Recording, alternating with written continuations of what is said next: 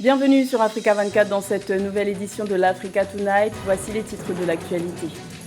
Jour de vote ce samedi 31 octobre en Côte d'Ivoire. 7,5 millions d'Ivoiriens étaient appelés aux urnes pour élire leur nouveau président. Un scrutin sous tension après une campagne émaillée de violence et un appel au boycott actif de l'opposition. Le président sortant, John Magufuli, reconduit en Tanzanie avec plus de 84% des suffrages. D'après les résultats définitifs proclamés par la commission électorale, des résultats contestés par l'opposition qui dénonce de nombreuses irrégularités. Et la compagnie aérienne nationale sud-africaine reste toujours sous perfusion. Le gouvernement vient d'annoncer un nouveau plan de sauvetage de près de 640 millions de dollars pour éviter que la South African Airways ne tombe en faillite. Le premier tour de l'élection présidentielle s'est tenu ce samedi 31 octobre en Côte d'Ivoire. Un scrutin sous tension puisque 2 des 4 candidats officiellement en lice sont appelés au boycott actif de ce scrutin en réponse au 3e mandat que tente de briguer le président Alassane Ouattara. Ce dernier s'est par ailleurs rendu aux urnes au même titre que le candidat indépendant Kouadio Konan-Bertin. Plus de détails avec Josette Marie Beugre. Comme tous les citoyens ivoiriens, Alassane Ouattara, président sortant de la République de Côte d'Ivoire, s'est rendu dans un bureau de vote pour exercer son droit civique. Ce samedi 31 octobre 2020, dans la commune de Cocody à Abidjan, il a profité pour défendre le droit de vote et appeler au calme dans le pays. J'en appelle à ceux qui ont lancé ces mots d'ordre de désobéissance civile qui ont conduit à des morts d'hommes. Qu'ils arrêtent parce que la Côte d'Ivoire a besoin de paix. Ce sont des actes criminels et nous souhaitons que tout ça puisse s'arrêter pour que, après l'élection, le pays continue le progrès qu'il a connu au cours des 9 dernières années. Je veux compter sur l'ensemble de nos concitoyens pour en appeler à la paix, pour dire à nos jeunes de ne pas se laisser manipuler, car il s'agit de leur avenir. Des membres du gouvernement Alassane Ouattara se sont eux aussi acquittés de leur droit de vote. Ahmed Bakayoko, Premier ministre et chef du gouvernement, a salué le calme qui prévaut dans la plupart des bureaux de vote. Un calme assuré par les forces de l'ordre dont le travail est salué. Je suis très heureux d'avoir accompli mon devoir citoyen, car le droit de vote est un devoir civique acquis de longue date par nos dévanciers. C'est un acte essentiel dans la vie d'un individu, dans sa relation avec son pays. On nous avait annoncé l'apocalypse, mais la Côte d'Ivoire est toujours là et les Ivoiriens sont toujours au rendez-vous de la paix, sont toujours au rendez-vous de la construction d'un pays sérieux. Le candidat indépendant Kouadio Konan-Bertin a quant à lui voté sur la terre de ses ancêtres, à Lakota, dans la région du Lodjibois, au sud-ouest du pays. Il s'est dit heureux d'avoir accompli son devoir malgré toutes les menaces de boycott. Je participe à ma façon à faire vivre la démocratie. Je suis heureux de voir ce jour de 31. Ce n'était pas évident. Les menaces de tout genre, on les a supportées, vécues pour le peuple de Côte d'Ivoire. J'attends jusqu'au soir, je retiens mon souffle, parce que, je l'ai dit, le sens de ma candidature, c'est la paix. Après 2 semaines de campagne électorale et de tension dans le pays, les Ivoiriens se rendent dans les urnes pour choisir celui qui va diriger le pays les 5 prochaines années. L'appel à la désobéissance civile lancé par l'opposition ivoirienne ne s'est pas traduit par de la violence, mais plutôt par des faibles affluences dans les bureaux de vote. Dans certains quartiers, dans les grandes villes du Haut-Sassandra par exemple, au centre-ouest du pays, la journée électorale s'est déroulée de manière apaisée, alors que dans les petites localités, l'ambiance était plutôt mouvementée, comme nous l'explique notre correspondant en Côte d'Ivoire, Oliva Diakotan. À Daloa, dans le centre-ouest ivoirien, les 264 bureaux de vote pour la présidentielle du 31 octobre 2020 ont ouvert avec un retard de 30 minutes à 2 heures. Certains des 101 900 électeurs de cette ville ont effectué les déplacements pour accomplir leur devoir citoyen pour ce 6e scrutin présidentiel. Et je constate, au-delà donc de mon vote personnel, que le processus se déroule globalement dans le calme. Les populations, on a eu quelques retards donc dans le déploiement du matériel dans quelques bureaux de vote, mais globalement, les choses se passent donc dans le calme. C'est un droit à tous de venir exprimer son choix lors de ces élections. Donc nous sommes tous venus accomplir ce droit-là. Le vote se déroule donc dans le calme dans les grandes villes de la région du Haut-Sassandra. Cependant, dans certaines sous-préfectures, le scrutin a été émaillé de violence. Vandalisme, saccage et bien d'autres actes ont entravé le processus. Il faut dire que c'est beaucoup mitigé parce qu'en commune, nous n'avons pas de problème.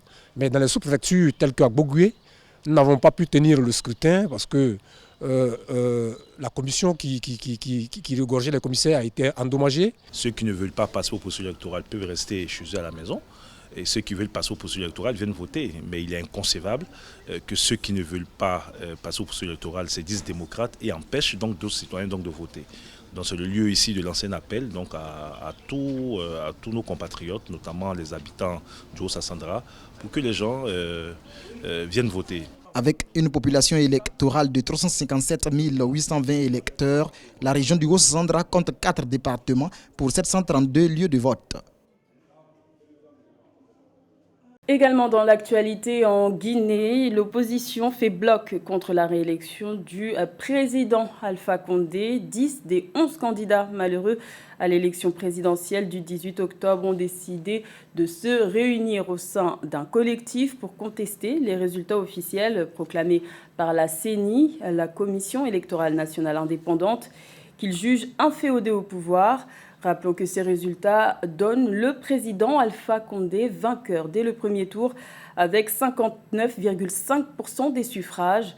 Un appel à la reprise des manifestations a été lancé pour le mardi 3 novembre. Toutefois, l'opposant Cellou Dalein Diallo, qui revendique la victoire d'après son propre décompte, tempère. Il propose une suspension des manifestations pour que les familles puissent faire leur deuil et que les populations puissent se rationner. Et notons que les candidats ont jusqu'au début de la semaine prochaine pour déposer individuellement leur recours. Le recours, c'est justement la voie légale que devrait emprunter la dizaine de candidats malheureux à l'élection présidentielle du 28 octobre en Tanzanie. En effet, tous contestent la réélection du président John Magufuli pour un deuxième mandat. Ce dernier est crédité de plus de 84% des suffrages d'après les résultats définitifs proclamés ce vendredi par la commission électorale.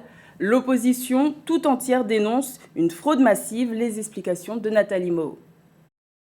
Le président John Magufuli a été réélu en Tanzanie. Le chef d'État a obtenu 12,5 millions de voix, soit 84% des suffrages valablement exprimés, selon la Commission nationale électorale indépendante tanzanienne. Son rival Tundu Lissu, candidat du parti d'opposition Chadema, a lui remporté 13% des suffrages.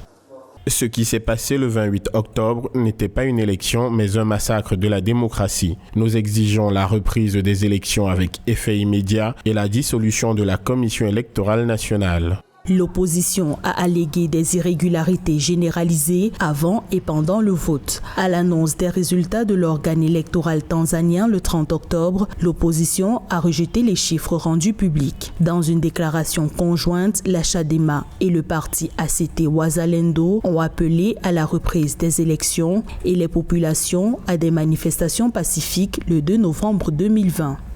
L'organisation tanzanienne Election Watch parle d'un processus en dessous des standards, disons internationaux, pour considérer l'élection juste, équitable et transparente, ce qui constitue un recul de la démocratie tanzanienne. Même si les observateurs de la communauté des États de l'Afrique de l'Est parlent, eux, d'un processus crédible, d'un vote normal et d'une organisation professionnelle de ces élections. Selon la Commission électorale nationale indépendante de Tanzanie, le taux de participation aux élections générales du 28 octobre 2020 s'est élevé à 50%. Un argument de plus brandi par l'opposition pour rejeter l'ensemble du processus électoral du pays.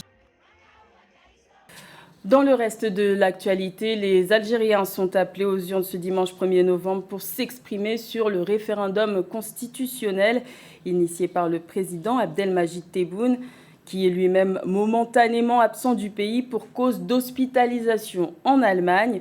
L'objectif phare de cette réforme est d'édifier une nouvelle république prenant en compte les revendications du mouvement Irak. Mais les membres du Irak appellent pour leur part à boycotter cette consultation populaire. Notons que l'exécutif a choisi la date du 1er novembre à titre symbolique, puisqu'il s'agit de la Toussaint Rouge de 1954, qui marque le début de la guerre d'indépendance de l'Algérie.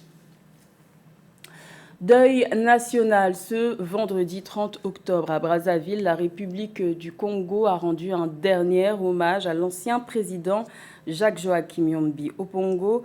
Ce dernier est décédé le 30 mars en France du coronavirus. Il avait été provisoirement inhumé en région parisienne. Sa dépouille a été ramenée le 29 octobre à Brazzaville. Reportage de notre correspondant Deva Panzou. Les troupes des forces armées congolaises se sont rangées sur le parvis du Palais des Congrès ce vendredi 30 octobre 2020 à Brazzaville. Après un passage en revue des troupes par le chef suprême des armées, Denis Sassou Nguesso, le couple présidentiel s'est incliné devant la dépouille du général Jacques-Joachim Yombi Opongo, 4e président de la République du Congo entre avril 1977 et février 1979. Ce qu'il essaie de faire pendant les 22 mois de son magistère, qu'il a bien voulu placer essentiellement sous le sceau de l'excellence avec ses corollaires, la rigueur au travail, le travail bien fait, la restauration de l'autorité de l'État en exhortant chaque Congolaise et chaque Congolais à veiller en toute entreprise à ne jamais rater les débuts. Yombi Opongo a intégré le comité central dès la création du Parti congolais du travail en décembre 1969. En 1965, il est nommé chef du cabinet militaire du président Massamba Deba. En janvier 1978, Yombi Opongo devient général de brigade et devient premier officier congolais élevé à ce grade. Le 3 avril 1977, le comité militaire du parti communique sa structure définitive avec à sa tête Joachim Yombi Opongo, qui devient le 4e président de la République du Congo. Ses anciens frères d'armes ont gardé de bons souvenirs de lui. Quand nous sortions des écoles militaires, on nous disait toujours, en arrivant chez vous dans le pays, il faut trouver un officier de valeur que vous allez imiter pour vous élever à sa hauteur. Mais je vous dis sincèrement que Yombi était un chef militaire plein d'amour. La dépouille de l'ancien président de la République a pris la direction de sa ville natale, Owando, capitale du département de la Cuvette centrale. Son inhumation y aura lieu ce samedi 31 octobre 2020 dans une ambiance familiale et traditionnelle.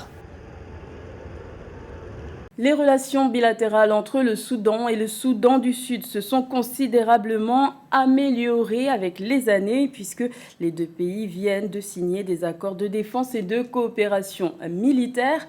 Mais comment ces deux États sont parvenus à s'entendre après des années de séparation et d'accusations mutuelles de soutien au groupe rebelle? Élément de réponse avec Nelly Claudé Bessa. C'est une nouvelle ère de rapprochement et de coopération qui s'ouvre entre le Soudan et le Soudan du Sud. Les deux États d'Afrique de l'Est ont signé un accord conjoint de défense et de coopération militaire. Les autorités des deux pays ont indiqué que cet accord comprend la formation, l'échange d'expériences, la promotion de la paix, le soutien et la gestion des catastrophes, la lutte contre la criminalité transfrontalière, la contrebande ainsi que la traite des êtres humains. Cet accord militaire vient renforcer l'accord économique déjà existant ces deux États en 2011, année de sécession du Soudan du Sud. Dans l'accord économique, le Sud-Soudan devait effectivement faire transiter ses exportations à partir du port de Khartoum. Un tel accord militaire constitue une véritable avancée dans le rapprochement de la coopération entre ces deux États qui pendant longtemps ont été des belligérants. Pour les experts, l'amélioration des relations bilatérales entre ces deux États, jadis en guerre civile, contribue à apporter la stabilité de part et d'autre de la frontière. L'agrément qui pourrait favoriser un environnement de paix entre les deux pays, permettra également de régler la situation de la localité d'Abéi et de résoudre les différends empêchant de parvenir à la démarcation d'une frontière de plus de 2000 km. Il est évident que le Soudan reste une véritable puissance militaire, incarnée par 3 décennies de la gouvernance de Béchi. Par contre, le Soudan du Sud est une économie très prospère, a donc besoin de la protection de grands voisins soudanais pour pouvoir alors assurer une stratégie de développement sur le moyen et le long terme. Après des années de séparation difficile et d'accusations de soutien aux groupes rebelles des deux côtés, le Soudan et le Soudan du Sud sont résolus à évoluer sur la voie de la paix et de la stabilité. South African Airways sauvé à tout prix, et c'est le cas de le dire puisque le gouvernement sud-africain a déclaré qu'il allait injecter 10 milliards de rands, soit près de 640 millions de dollars pour que cette compagnie aérienne ne tombe pas en faillite. Entre forte suppression du personnel et réduction de la flotte, la facture pour sauver cette compagnie aérienne nationale s'annonce salée. Nelly Claude Bessa. Lourdement endettée et placée en redressement en décembre 2019, la compagnie aérienne sud-africaine vient de bénéficier d'un plan de sauvetage évalué à près de 640 millions de dollars. Un investissement mobilisé grâce à la réduction des budgets des ministères nationaux, des entités publiques et des subventions conditionnelles des gouvernements provinciaux et locaux. Les autorités ont précisé que ces fonds s'ajoutent aux 16,4 milliards de dollars déboursés en février 2020 pour le règlement d'une partie des intérêts et de la dette garantie de la compagnie. C'est un investissement énorme qui va peut-être créer un problème de cohésion sociale et politique en Afrique du Sud. Parce qu'aujourd'hui, dans le contexte actuel de la Covid, plus personne n'imagine South African Airways devenant une entreprise rentable à moyen terme. Tout le travail de cost killing qui a été entrepris par la restructuration opérationnelle et technique et financière va certainement permettre juste à South African Airways de traverser le cap et assurer un service minimum. Selon le plan de restructuration, South African Airways doit voir sa flotte aérienne se réduire drastiquement, passant de 44 à 6 avions. Près de 2700 employés, soit 60% de ses effectifs, devraient être licenciés. Dans sa forme restructurée, le transporteur devrait reprendre ses vols avec une flotte de 6 appareils pour un effectif de 1000 employés, et ce jusqu'au premier trimestre 2021. Une fois que cette période sera passée, on verra à partir du milieu de l'année 2021 ou de la fin même de l'année 2021 comment est-ce que la compagnie, si elle réussit à maintenir un minimum d'activité, peut se relancer. Il s'agit simplement aujourd'hui de décisions de souveraineté pour maintenir un emblème national. Entrée en restructuration depuis le 5 décembre 2019, South African Airways tournait à perte depuis bientôt une décennie malgré de multiples renflouements de l'État, à en croire la presse locale. En février, South African Airways, au bord de la faillite, avait annoncé la fermeture définitive de plusieurs lignes internationales et de la quasi-totalité de ses liaisons nationales afin de réduire ses coûts avant même que l'impact du coronavirus se fasse sentir sur l'économie du pays. 44,6 milliards de dollars, c'est le montant dépensé par les pays du continent pour faire face à la pandémie de Covid-19. Une somme qui permet aux États africains d'occuper la première place des contributeurs en ce qui concerne la lutte contre le coronavirus en Afrique, quand l'Afrique aide l'Afrique. C'est un sujet de Philomène Tiné. Face au coronavirus, les États africains ont mobilisé 44,6 milliards de dollars de leur budget. La Commission économique des Nations Unies pour l'Afrique indique que les pays africains ont été les plus grands contributeurs à la riposte anti-Covid-19 sur le continent noir. Le continent africain a réussi à être résilient face à cette épidémie de Covid-19. Cela montre que l'Afrique peut être résiliente et indépendante des pays européens et de l'aide internationale. Et cela montre surtout qu'à travers des transferts de connaissances, des transferts de compétences, des synergies, le continent africain peut réussir à trouver des solutions ou en tout cas des problématiques à des questions qui sont d'ordre de santé publique mais qui sont aussi d'ordre un peu plus général. À la suite des États africains, viennent le Fonds monétaire international avec un engagement d'environ 16 milliards de dollars et le G20 qui a pris l'initiative de suspendre la dette des pays pauvres d'un montant d'un peu plus de 4,9 milliards de dollars. Mais ces contributions sont des prêts qui devront être remboursés à une échéance ultérieure. Si on s'inspire de toutes les convergences et toutes les luttes qu'on a menées contre le Covid-19, je pense que l'Afrique peut penser aussi à essayer de trouver d'autres problématiques ou en tout cas d'autres solutions afin d'être un continent un peu plus connecté entre eux et un peu plus indépendant de l'aide extérieure.